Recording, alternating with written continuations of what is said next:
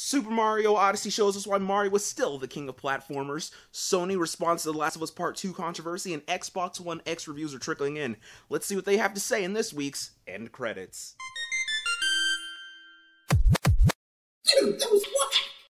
With powerhouse title after powerhouse title, Nintendo has shown us that the Switch is here to stay. Super Mario Odyssey apparently sold 2.2 million copies in its first 3 days. That is nothing to shake a Wii remote at, people. If you missed Sony's Paris conference, you missed some pretty spicy details. During the conference, a Last of Us 2 trailer was shown that ruffled some feathers. This is what Sony had to say on the matter. We've always wanted to have a variety of content, lots of choice. We've always wanted to be innovative and sometimes challenge as well, Michael Denny said. It has always been that we trust our creators. It's about the experience and the game that we want to make.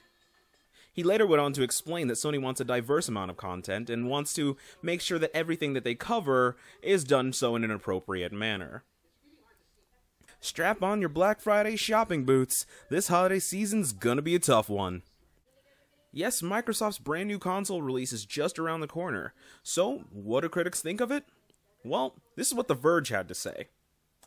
The X does offer the best graphics currently possible on a console. If you don't care about Sony's exclusives, then the Xbox One X will be the best console to play all the cross-platform games coming out. If you already have a large stack of Xbox One games and you're using the original console, this is going to be a nice upgrade if you own a 4K TV. Well, I myself can't wait to dive into all those juicy teraflops. But that's the end of this week's news stories. Stay tuned for Hot Off the Shelf. Hello friends, my name is Rachel and I'm your host for Hot Off the Shelf, your weekly game release roundup. It's been a great week for gamers, what with Bubsy, the Woolies Strike Back, hitting PC and PS4 on October 31st. This is the 5th installment in the Bubsy series and the first game to be released in 21 years. Old school gamers may remember the original game, initially released on SNES and later the Sega Genesis, and its 3 successors. The hotly anticipated Call of Duty World War II dropped on November 3rd. Available for PC, PS4, and Xbox One, it should be no surprise that it's already ranking in the positive reviews, with many praising the goal-driven narrative and the game control mechanics we've all come to love. Finally, the week wouldn't be complete without a shout-out to .hack GU, Last Recode. .hack has long been one of the PS2's most beloved Japanese RPGs, and now it's updated and set to delight a new generation of gamers on November 3rd. This has been Hot Off the Shelf. Thank you for joining me, and I will see you next week. In today's Dev Spotlight, I'm going to talk about a man named Michael, or Mick as he is better known, Gordon. Mick is an accomplished music producer who has produced or been a part of producing music for a surprising amount of games in the last 10 years.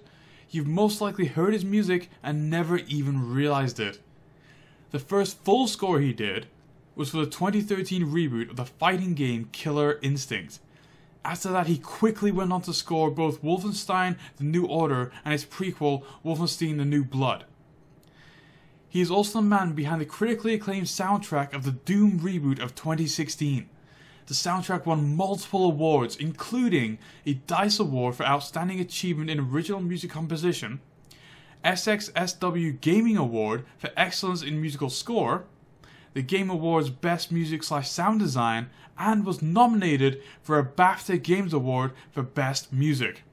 In 2017, he composed the scores to the first-person horror game Prey, and also worked alongside Martin Stig Anderson to produce the score for Wolfenstein 2: The New Colossus. In addition to the better-known games he's done, he was also the man behind the scores for 2009's Need for Speed Shift and Marvel Superhero Squad, which he did the scores for the 2 sequels in subsequent years. In 2011, he also produced additional music for Need for Speed The Run, and then again in 2017, he was part of a team of composers that arranged the Lawbreakers soundtrack. It's time for The Customer is Always Right, a segment where I take a look at games and read the funny things people have said about them. The theme for today is multiplayer. We're all playing. Let's see what we're all saying.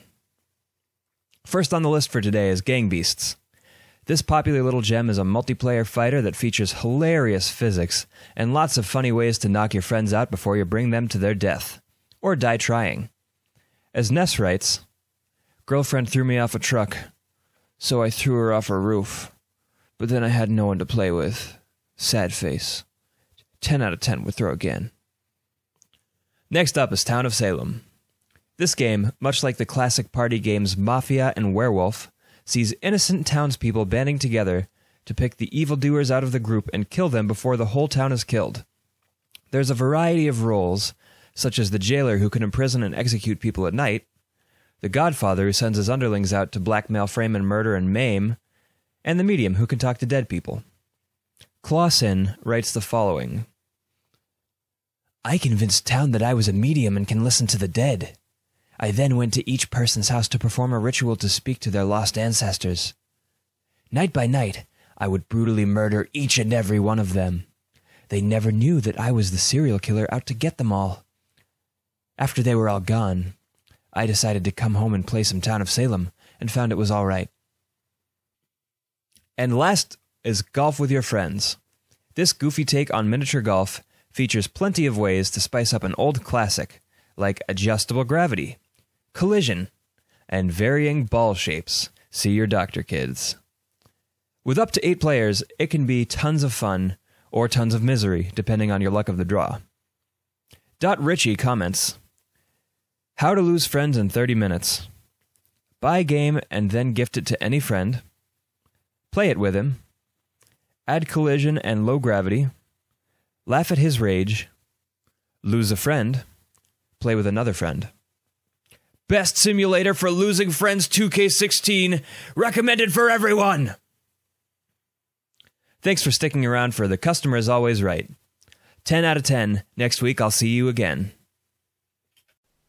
Thank you so much for joining us on this week's End Credits. It means so much that you guys stuck out the whole video, and if you enjoyed the content, please go ahead and hit that like button, and feel free to subscribe as well. Lets us know that you enjoyed it, and that it's okay to make more of this.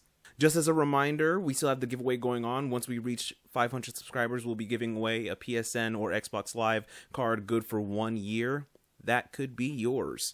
Alright, once again, just follow the link in the description below. And remember, everybody, at the end of every great gaming experience, our end credits.